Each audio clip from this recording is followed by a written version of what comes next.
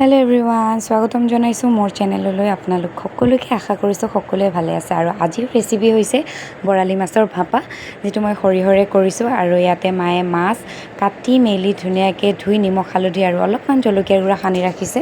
আৰু মই এতিয়া মছলা ৰেডি কৰিছোঁ। তাৰ বাবে লৈছোঁ মই অলপমান পোষ্ট, 2টা জলকীয়া আৰু অলপ সৰিয়হ। আৰু ইয়াতে নিমখ হালধিটো আগৰ পৰা সানি ৰাখিছিলোঁ। এতিয়া মছলাখিনি দিছোঁ আৰু লগতে দিছোঁ মই কেঁচা মিঠাতেল বেছি কৰি, আৰু অকণমান হালধি কম হৈছিলে বাবে আৰু অলপ হালধি দি দিলোঁ। তাৰপিছত কেঁচা জলকীয়া ফালি দি দিলোঁ আৰু এটা কেৰাহী বহাই তাতে সামান্য তেল দি তেলখিনি গৰম হোৱাত ক'লা জিৰা দি পেলাই এতিয়া যিখিনি মাছ মই সানি ৰাখিছিলোঁ মছলাৰে সেইখিনি দি দিলোঁ। তাৰপিছত অলপমান পানী দিলোঁ আৰু দি পেলাই 2-3বাৰ ঢাকি অলপমান লাহে লাহে লৰাইছোঁ। বেছি লৰালে মাছবোৰ ভাঙি যোৱাৰ চান্স থাকে। তো 2-3বাৰ ঢাকি দিয়াৰ পিছত ৰেডি হৈ গ'ল বৰালি মাছৰ ভাপা। আৰু এয়া একদম কম সময়ৰ ভিতৰত ৰেডি কৰিব পাৰিব। আৰু কেনেকুৱা লাগিছে ৰেচিপিটো জনাবলৈ একদম নাপাহৰিব। আজিলৈ আহিছোঁ, বাই।